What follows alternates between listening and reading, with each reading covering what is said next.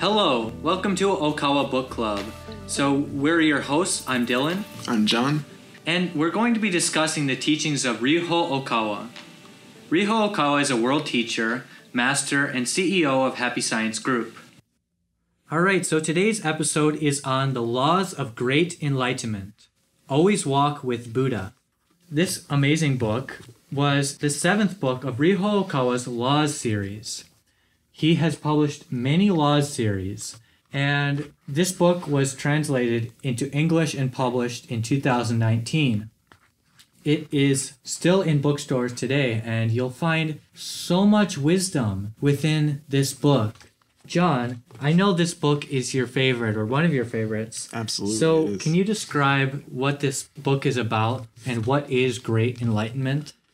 Yeah, The Laws of Great Enlightenment is just a really excellent book about Buddhism. It really presents a very fresh and innovative take on Buddhism, which is applicable to people today.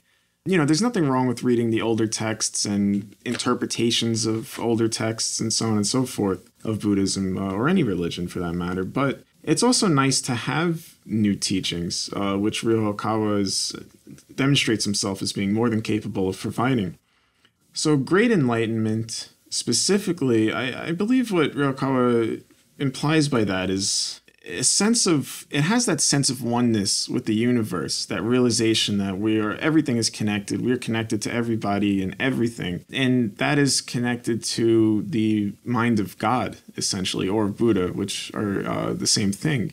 But it allows you to experience that state without what's often taught today in spiritual teachings, which is egolessness or even emptiness. These concepts which essentially make it very difficult to live in the world. You can't live in the world without an ego. I see. Yeah, that's so true.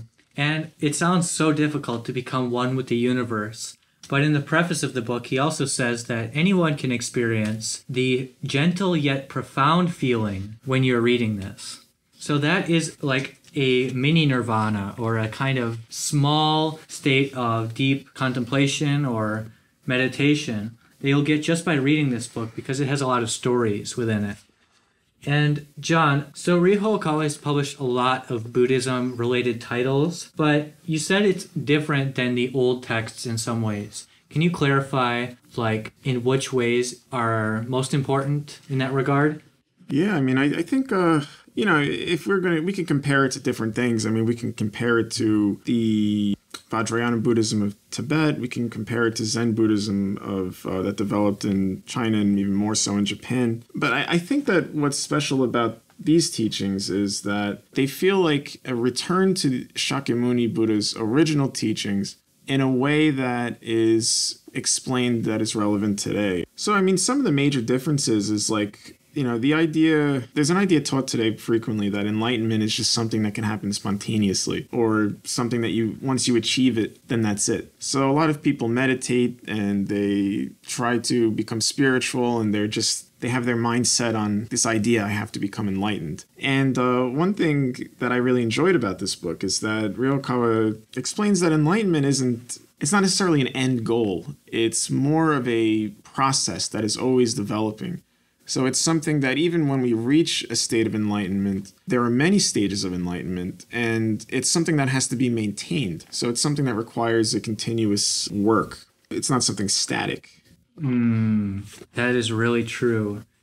And you mentioned it's applicable to today. Especially, I want to focus in that regard on Chapter 3, Workability and Enlightenment. This was a breakthrough for me to understand this concept, that the higher your enlightenment, the higher your work ability should become. The two are connected.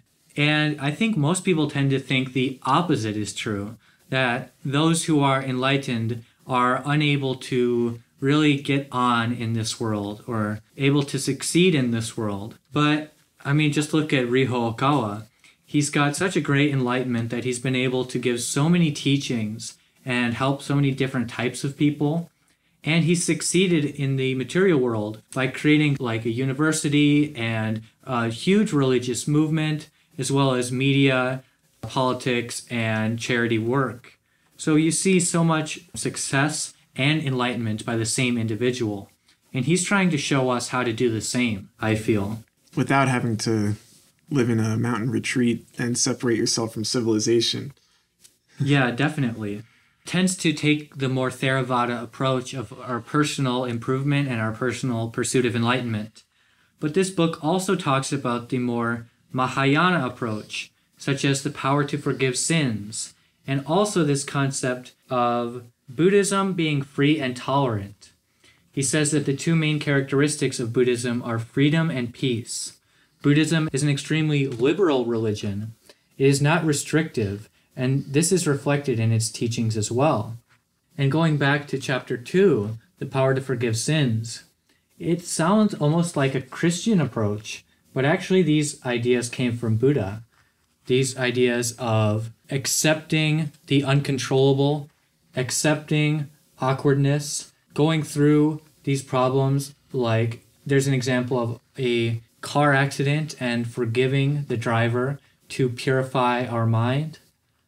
And it talks about even business and exams and these modern things that we face in this current incarnation of ours. But mistakes are valuable experiences is the essential point. Mistakes lead us to our future growth. And we can learn more from failure than we can from success. So we shouldn't fear failure. In fact, we should use our failures to expand our minds and become more developed as religious people. I love that approach. So, John, what does this concept of walking with Buddha mean in chapter 5? It says, always walk with Buddha. Could you clarify what that means? Walking with Buddha, I think there's a misconception that like Buddha is somehow separate from God. And when you realize that they essentially embody that same reality, walking with Buddha is keeping one's mind, one's true self, which is the innermost part of oneself, like attuned with God or Buddha at all times. Being aware of the law and cause and effect, striving always to progress using that law. Having a sense of peace of mind in knowing that we're attuned with Buddha, even when we're busy and we're going about our life in the world, just in our jobs and our interpersonal relationships and so on, realizing that our mind is free and that our thought energy is essentially like a magnet. I think we discussed that when we were talking about The Real Exorcist a few weeks back, and it's true, our thoughts are like magnets, and whatever we're attuned to, tuning our thoughts to is what's going to come to us. So when we maintain our thoughts on God or Buddha, then we will be walking with Buddha at all times. Yeah, and that gets back to the point of meditation and enlightenment. Right. Because we all seek peace of mind. We all want peace through, and a lot of people practice meditation in the modern age. But the author clarifies that the purpose of meditation is to connect with the spiritual world and to connect with the oneness of Buddha, to connect with our innermost diamond, which is called Buddha nature in Buddhism. It is our trace as being created, as children of Buddha, and it's our path to practice the teachings and study the teachings in order to fully develop our Buddha nature and shine our light brighter into the world. It is said that the Buddha will be reborn in the era of terminal Dharma, when the teachings of Buddha are corrupted or lost. That is why Buddha returned, to restore his true teachings into this hectic and busy world, which is filled with desires, materialism, and the chance of world war with nuclear weapons, and these state powers which are imposing dictatorial regimes on the people. Buddha had to return in such a militant and flame-filled era to quell these desires and quell these flames, bringing peace back to the world. So that is why he's returned, and that is why Ryo Okawa published this book especially, to help us understand his enlightenment and the enlightenment of Buddha.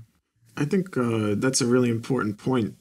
And I could understand how, people might be skeptical of that idea, because there's been a lot of people who have claimed to be the reincarnation of Buddha. But aside from, various prophecies and timeframes associated with Ryukawa's claim to that. It's worth noting, I think, that there's a peculiar similarity between Shakyamuni and Ryukawa in that they both excel at managerial skills.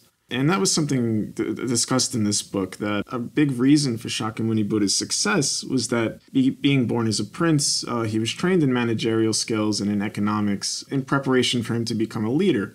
And in a similar fashion, Ryukawa was trained in business school. And so he learned certain managerial and economic skills that would allow him to propagate these teachings at this time where, even though there seems to be an abundance of spiritual teachings, they essentially all watered down.